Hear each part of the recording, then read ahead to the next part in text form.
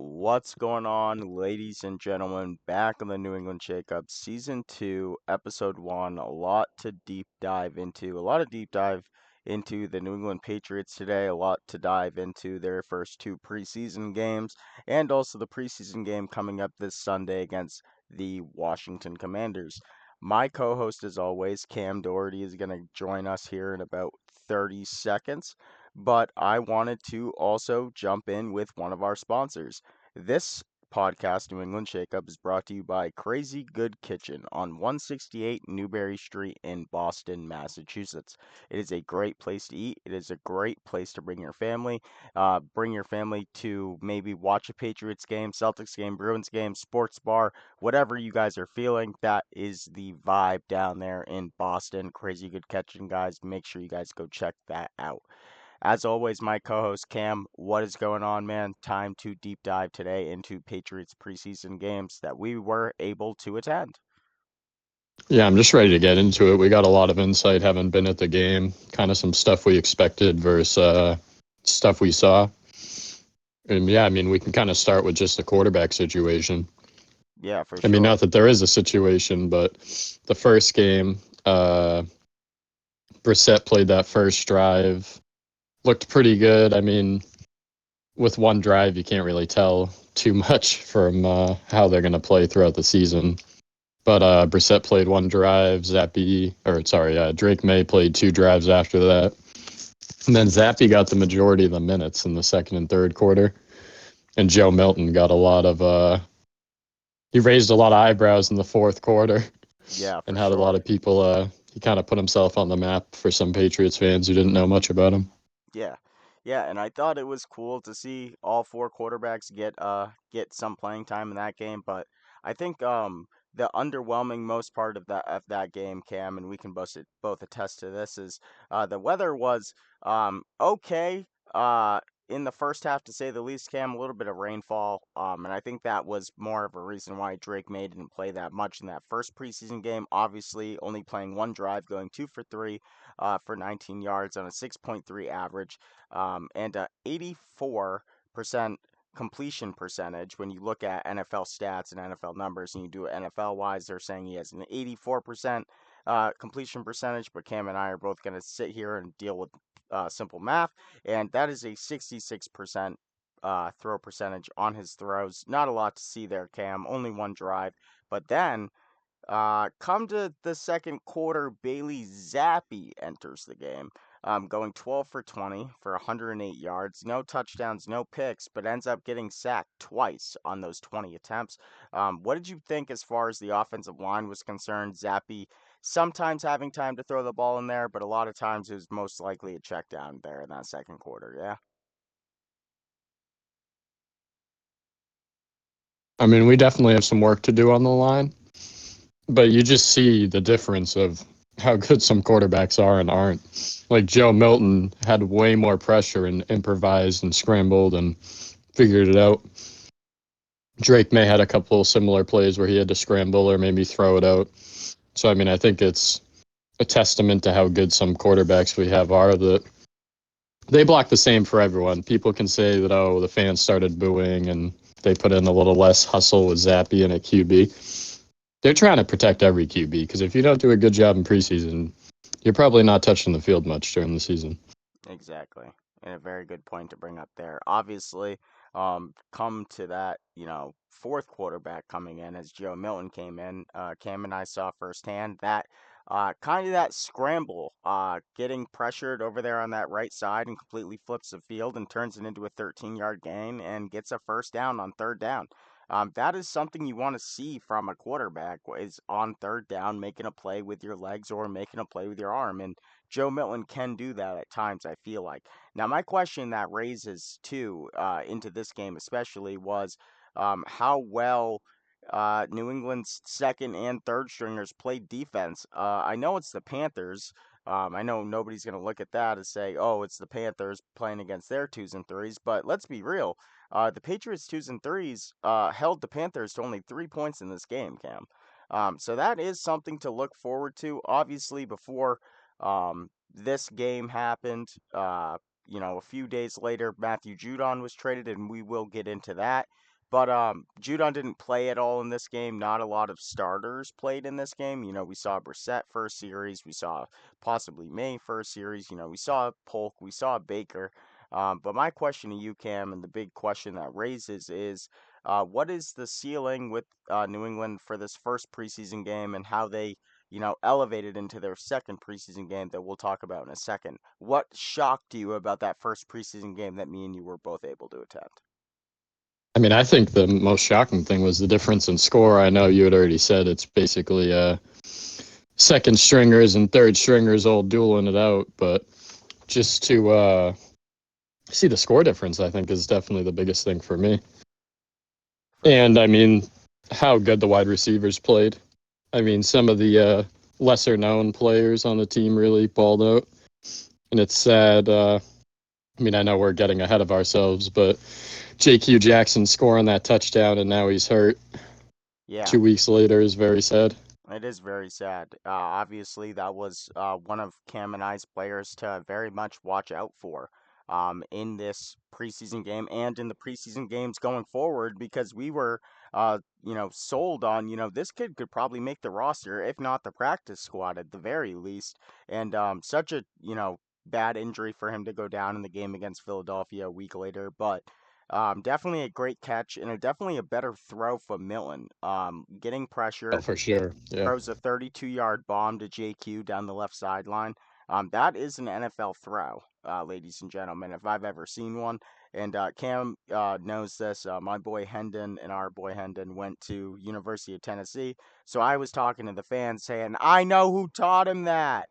And I had a little bit of fun there down there in Gillette for the first preseason game. But the remaining point that I think raised a lot of questions during that game was, why did Drake Maye only play one series? Well, Cam, in that second preseason game, we kind of got an answer as to why he only played one series. So let's deep dive into the game against Philadelphia, especially that next Thursday after Carolina's game. Cam and I, we were driving down there and we were like, oh my goodness, every time we're trying to go down to Gillette, it's just always New England weather. So for the first 2 hours, Cam and I were driving down there, it was pouring rain. We were expecting, it's probably going to be a pouring rain game. And just about where kickoff happened, it started to open up, and Cam turned into a pretty good game, would you say? Oh, yeah. That was definitely a closer game than I thought it was going to be. I know we didn't see much of any of Philadelphia's starters. I mean, maybe a defender or two for the first drive or one player on a drive here and there. Maybe the line. I guess the line was probably some starters. But yeah, I mean, for how close the game was what really surprised me with that one. Patriots sticking to it. Yeah, for sure. For sure. And we did see the starting defense for New England play a couple series in that first quarter. Obviously, we saw Josh Uche make that sack on Kenny Pickett, and it looked like, Matthew Judon being gone, it was like the next day. Josh Uche comes in and makes an impact on the first drive of the game, sacking Kenny Pickett. Now, the game was a lot closer than I thought Cam and I, thought. But I think let's talk about that very first drive of the game, especially for the Patriots, and especially with what's worrying me for them, and I think might be worrying Cam a little bit too, for us seeing it firsthand. But Cam, let's talk about that first drive, and New England's driving, and Ramondre gets that first big, I think it was like a 14-yard run. He ended up picking up a first down and ended up getting into Eagles territory. And there was a throw there that Jacoby Brissett had on the goal line that he literally had thrown into double coverage, and it was probably one of the worst interceptions Cam and I have probably seen live. And Avante Maddox ends up running this return back for about 37 yards on that play.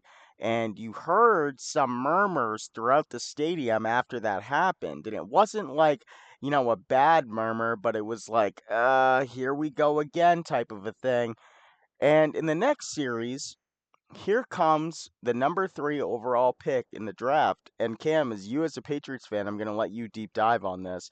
But what a drive from the kid against the Philadelphia Eagles, twos and threes, whatever you're going to call it. That was a pretty good drive and capped off with a rushing touchdown, Cam. I wanted to ask you what you thought of that drive and things you saw out of the kid that possibly could make him a very good quarterback in this league. Yeah, I mean, just like how some analysts have already said, I mean, he reminds me a lot of a smaller Josh Allen. So, I mean, just seeing some Josh Allen-esque plays out of him, I don't know, just see it, kind of finding the right play, like finding the open man. As stereotypical or funny as that is in like basketball or whatever, he's just been finding the open man on the field. So, I mean, just making smart plays is something that's really impressed me. I didn't know he'd be this relaxed. I kind of figured he'd be more like how Zappy is, where he's kind of like a chicken with his head cut off, just kind of throwing wherever, hoping it works. But yeah, it seems like Drake Maye has a plan. Like even on that play where he ran it in at the end, he just seemed very calculated and ready to get to it. Yeah, he seemed like he somewhat knew what he was doing, and the reports out of camp have been, oh well, he's not ready yet. He's not anything. I mean, let's look at the Philadelphia Eagles for a second, and let's think about them on paper as a team right now. They have A.J. Brown, Devontae Smith, Saquon Barkley, Dallas Goedert, and Jalen Hurts all on their offense. And on their defense, they have Darius Slay, C.J. Gardner-Johnson, Jalen Carter, Jordan Davis, Bryce Huff, and I could keep going. If you're doing that against their twos and threes, their backups, I'm sorry. That is good football players, and that is great football players at that, playing against the Eagles number twos. So this is something that I took away from the game, and something that I thought about a lot was, you know, that leash with Brissett in that second preseason game was very short, don't you think, Cam? For somebody who's going to be Oh, for sure.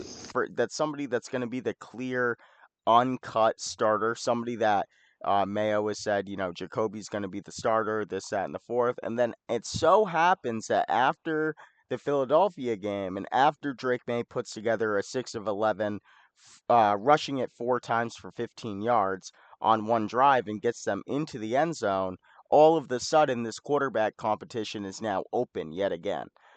So now my question to you, Cam, is for Drake Maye going 6 of 11 for 47 yards against the Philadelphia Eagles number twos, what is this not to say that their win total is completely an abomination to sports right now, saying that the New England Patriots cannot win 5 games this year?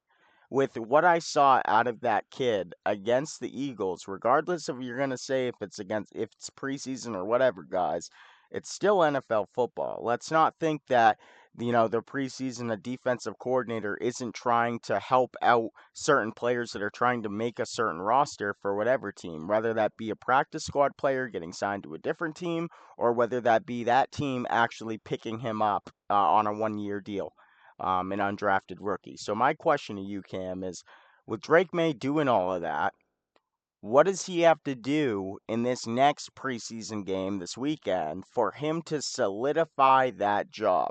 Now, is it more of like, Drake Maye has to win the job, or is it more of like Jacoby has to lose the job?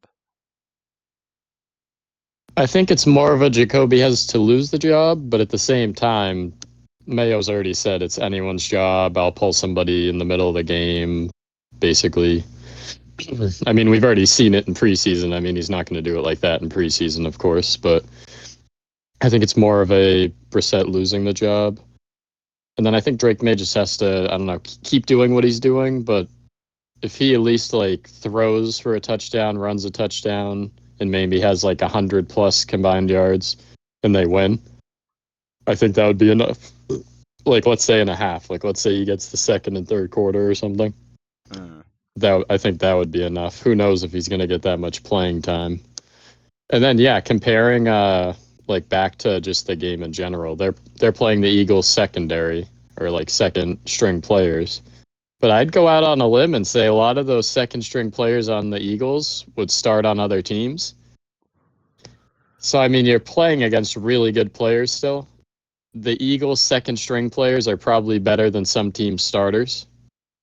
So I'd have to think that the Patriots have to win more than the 5 games that they're projected.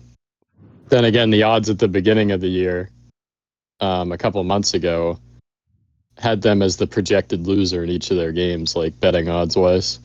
like as if they wouldn't win any games, which is crazy. It is crazy. And I wanted to ask more of a dial-up question that's really going to open up some conversation of the podcast today, Cam. But it is, um, do you think Gerard Mayo and Robert Kraft are taking a Bill Belichick approach to this season? And when I ask you that, I know that's a big question for me to ask you as a Patriots fan, but I wanted to ask you it more in this terms.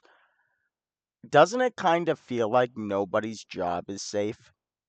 Like Oh, definitely. when I say that, I mean like you've heard the reports of Gonzo not playing up to par, right?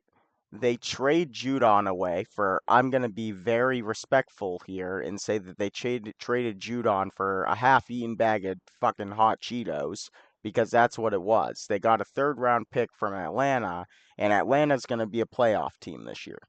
I think Cam and I can both agree. Whether Penix is in there or whether Kirk Cousins is in there, Atlanta's going to be a playoff team because of the division that they're in. It's basically just like figure it out, Atlanta. Get in there somehow.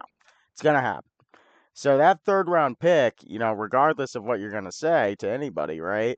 It's not going to be a high valued third round pick. It's going to be really a fourth round pick because let's say Atlanta wins one playoff game this year, right? That's the 90th pick in the third round. So really, you're getting a top fourth round guy, probably. Knowing the Patriots, you're going to take somebody that's supposed to go in the fourth round in the third round, or, vice versa. So, my question to you, Cam, is are the Patriots taking a Bill Belichick approach to it when it is nobody's job is safe, everybody can be on the waiver wire, and that's the reason why Matthew Judon was moved was more of like no one's bigger than us type of a thing? Because let's be honest, Judon's been their best defensive player for the last 3 seasons, and it's not even close. So why wouldn't you pay your best pass rusher when in reality Drake Maye could be starting against Cincinnati in week one? That's a real possibility. We could be talking here in 2.5 weeks saying, wow, Drake Maye looked good against Joe Burrow. That could be a real thing we're talking about in 2 weeks, Ken. So I'll ask you, are they taking the Bill Belichick approach to this with this young quarterback, and not even the young quarterback, but really all of these young players that they've gotten? I think it's he's doing it more with the older players, if anything. Like the fact that they didn't pay Judon and traded him is just such a like I don't know, slap in the face, honestly. Especially with what you got for him. But they showed all of the highlights, the defensive highlights when we were at the games. Every play was Matt Judon. There was like one play that was Gonzo out of the minute they showed on the Jumbotron in both games of the 2022, 2023, or whatever, 23, 24. It doesn't even matter. Either way, he's been the best player on the Patriots for the last 3 years, offense or defense. So it really is crazy that they didn't pay him. But it's like, how do you not pay him? And then how do you not go out and pay somebody big? Right. Like, how do you not bring somebody big in to replace him? Or I know Ayuk wasn't going to come to the Patriots, but they had tried to trade Judon and a pick for Ayuk. At least you get something out of that and not just a pick for Judon. I mean, that's an unrealistic trade that wasn't going to happen in general. But yeah, we didn't get much for Judon Right. And and kind of disrespected him on the way out. yeah, very much so. And he was not happy about the contract negotiations. And I know, Cam, we had done an episode a couple months back, and I had said that, he wasn't the type to really, say, hey, I need a contract extension, this, that, and the fourth. But according to him, he was the one that was trying to make the deal happen, and New England just wouldn't sign it. And I think a lot of that has to do with the elevation that they're expecting out of Drake Maye this year. And I don't know what they know right now, Cam, but they have to know something that we don't. Oh, There for sure. and there's always, especially with the Patriots for the last 20 years, there's always been this like, oh, we'll figure it out. Oh, we'll be okay. We'll figure it out come playoff time. Now it's you need to figure it out in these first 4 weeks of fucking training camp, or you're going to be looking at a 6-11 record this year, and that's the reality of it. They need what they need to do is they need to keep all this cap room that they have. Even if they sign, even if they did get Brandon Ayuk, let's say in a perfect world, Brandon Ayuk comes to New England. Let's say that. Let's say tomorrow Brandon Ayuk's a Patriot. Let's be hypothetical for a second. How does that elevate that team when the offensive line is still fucking terrible on that left side? You can say that David Andrews is good. You can say that Michael Onwenu is good at right tackle. Who else on that offensive line is a somewhat decent player on the offensive line? We can't name one. I mean, people are going to say Cole Strange, but like he hasn't lived up to what he's supposed to live up to. And I think Cam and I can both attest to that. When you're drafted that high, when you are projected to be drafted in the 5th round, you're expected to be like a perennial all pro at left guard. That's the expectation, especially here in New England when all we want is fucking championships, right? So let's think about this in like a deep dive kind of thing on the podcast today, Cam, and let's look in it through a third eye view. When looking at the Patriots right now, they are probably the second most valuable franchise in sports, right? So that means that Robert Kraft has to do something that he hasn't done in 20 years. And you know what that is, Cam? That is sign those fucking checks. And regardless of what anybody's going to say, the reason why the Patriots don't look like a playoff contender right now is because of Elliott Wolf, it's because of Gerard Mayo, and is because of Mr. Kraft. And my question to you is, Cam, as a Patriots fan, you have to be a little pissed off. You had the most amount of cap room going into free agency. You could have afforded to re-sign Judon. In a perfect world, you could have either gotten Brandon Ayuk, you could have gotten CeeDee Lamb, probably could have gotten one of those. You could have gotten Jahan Dotson. Dotson just went for a bag of chips to the Eagles the other day. I'm You not even that picky. Give us Keenan Allen for that 4th-round pick. Right. There were so many things, and here's Yeah. another name is like, why don't they go out and sign a David Bakhtiari, at left tackle? Why don't they do that? He guarded or protected Aaron Rodgers for 7 years in Green Bay, and Aaron Rodgers is one of the most least sacked quarterbacks in the last Yeah, 10 most years. protected quarterbacks for sure. So, like, Yeah. when They've always had a good line around him in that Right, system, yeah. right. And when you look at it, it's like, even if it costs you $8 or $9 million, that $8 or $9 million is helping you to make sure that Drake Maye doesn't get hurt. If you put that kid out there with the offensive line they have right now, Drake Maye will be hurt by week 10. And Cam and I know this. We saw the pressure that even Jacoby Brissett was under for those 2 series in the first 2 preseason games. What's to say that in a perfect world, the Patriots O-line becomes okay this year? Not great by any means, but an okay unit. Okay, let's say Ramondre Stevenson rushes for like 900 yards. They do okay. The Patriots have always been good at running the ball. They've always had great running offensive lines. Why did the Patriots lose in 07 to the Giants? Because their center sucked, their guards sucked. That's what happened. What happened in 2011 when the Patriots went to the Super Bowl? Their guards sucked, their center sucked, but their tackles were good. They're always allowing interior pressure. And when that interior pressure gets to your quarterback, the best quarterback that ever played the game didn't like that. Brady, he didn't ever like it when people were getting pushed right up in his face. He never ever liked that. My question to you is, what do they do if Jacoby Brissett goes down in, let's say, week 2, week 3, maybe even week 4, that game against San Francisco that's circled on the calendar as a Sunday night football game? What do they do? Do you put in a Drake Maye on the road in San Francisco against that defense with that offensive line? What do you think, Cam? I don't know. I mean, they definitely have to retool the offensive line. I definitely liked some of the points you brought up on how they could do that. They're definitely going to have at least one, if not 2 quarterbacks injured this season if they rock out with the line they got right now. Yeah. And there will be some waves. There will be some guys cut from teams. So maybe the Patriots pick up some players. There will be maybe some offensive linemen that are coming into a new regime. Like, we just saw, like I brought up earlier, the Jahan Dotson trade to Philly. Maybe there is somebody that the Patriots and Elliott Wolf are looking at on the offensive line that, maybe a new GM came in that didn't draft that said player and maybe wants to move on from him. There's always a possibility that that could happen. But I think that there's going to be a big glaring light bulb kind of moment that happens during this Commanders preseason game, and I'm gonna shell it out for you right now, Cam. Is Washington isn't playing their starters on Sunday. Who is playing their starters on Sunday?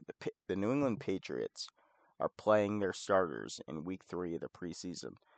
Now, I was a little worried at the game on Thursday, Cam, when they were playing Philly, and I'll tell you what I was worried about. Why is your number 3 quarterback in the draft running in the preseason? Now, did you think about that in the sense that I thought of it as? It's like they actually designed a quarterback run for their top 10 draft pick in preseason. When have we ever seen that?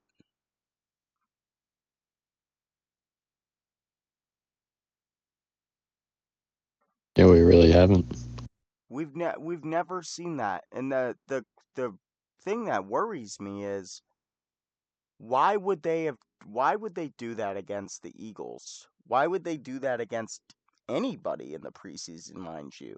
That is your friggin' franchise hanging by the balance balls that's hanging right now because they have not been able to put I'm not going to say they haven't been able to put pieces around Drake because I've told you I really like the pieces that the Patriots have and I think they're being very underlooked right now. But the problem I'm having is it just seems like they know something. Like I said earlier, they might know something that we don't. And Alex Van Pelt, he did come out today, the offensive coordinator, and he did say, look, Jacoby Brissett is going to be the starter. Basically saying to everybody, to calm down or whatever.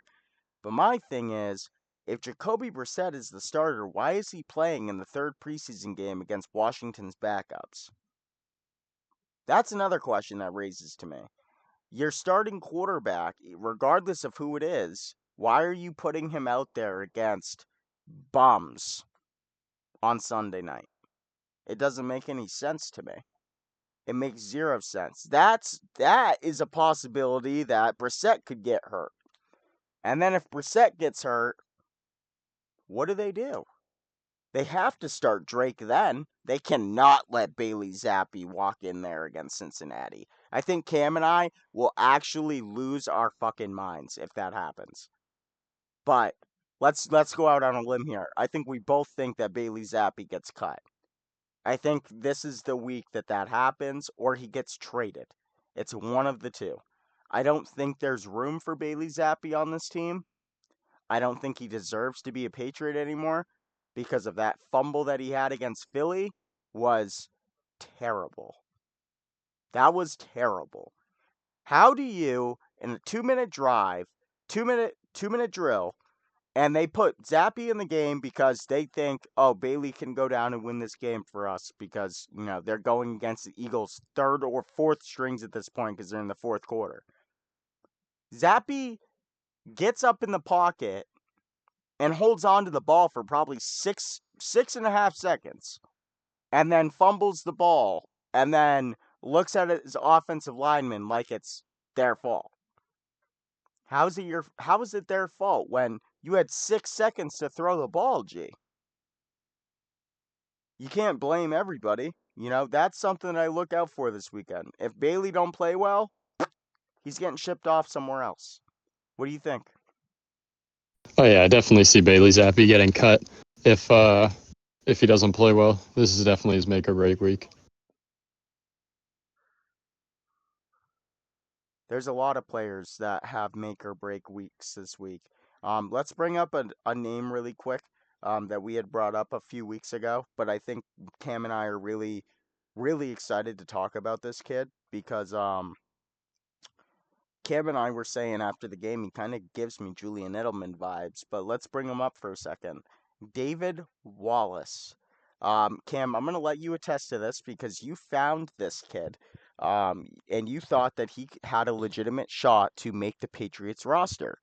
Now, what I'll say really quick is, holy hell, can this kid return the fucking ball? But I want to get your point on it. But that kid can return that fucking ball. Yeah, so I'm just looking at the stats right now of that of the game, Patriots Panthers, just to put it into perspective. So for returns in general, there were 4 punt returns. Jalen Rager had -2 yards. KJ Osborne had a yard. David Wallace had 2 returns for 36 yards. And then Harris had a return, like a kick return for 20 yards. And then David Wallace's kick return was for 24 yards. And that was against the Panthers. So, I mean, he definitely impressed a lot of people in the game against the Eagles. He did muff a punt, which didn't help his stock. But in general, he's been playing very well. He's been playing very well, and especially in that Panthers game, we saw him line up at slot a little bit. But I think more being used more there as a decoy than really anything.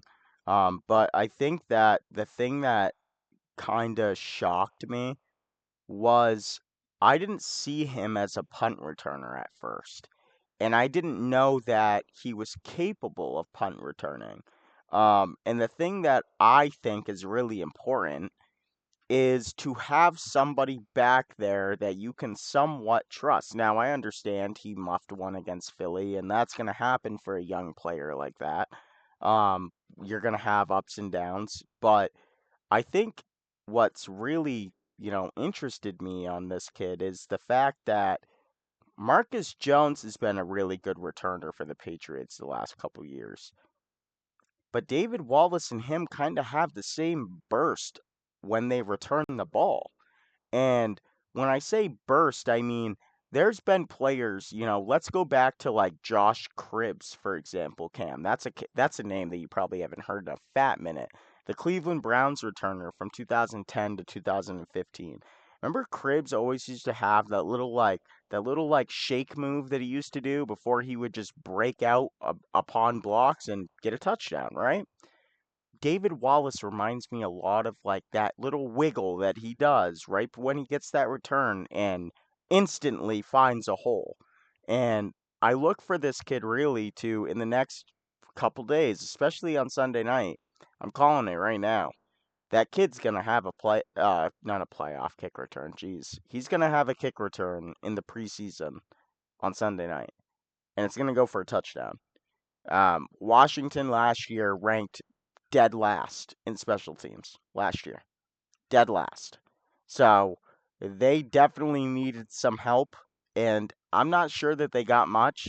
And they're going up against the Commanders' backups tomorrow. It's not like they're going up against the Commanders' starting special teams unit tomorrow. They're not. They're going up Yeah, and against. then just to pull his stats from the game against the Eagles, his punt that he muffed, where he had to kind of like poke the ball forward and dive on it, was 0 yards, but his 2 kick returns, he got 76 yards. I know one of them he returned for at least 40 or 50. That one he came It's down the sideline. yeah, But yeah, so between that and 2 receptions for 16 yards, he definitely got some pretty good looks. And he's kind of like a jack of all trades. I could see them doing like sweeps or maybe pitching it to him and passing it back or something. yeah. He's kind of a creative player, so it's nice to see him on the returns and getting some actual snaps. Yeah, I'd love to see him more. Like, I love that you brought that up because I think the right word to use in that kind of moment is like, he's kind of like a gadget guy. Like, he can kind of do a little Yeah, bit for of sure. everything, right? So, I think looking into New England as far as like the Commanders game is concerned, like, I think me and you can both say that it's important that the starters play offense and defense at least two series, correct? I think that's like what we're expecting for Sunday night is, put them out there for 2 series and take them out. And that's really all you need to do because all we need to see is that they know what they're doing. That's really all we need to see. I think what Brissett needs is Brissett needs to take that first drive and get them into the end zone. I think that's what would kind of solidify the job for him. But if he does not do that and he turns the ball over a couple times, then we're going to be having a different conversation come Monday morning.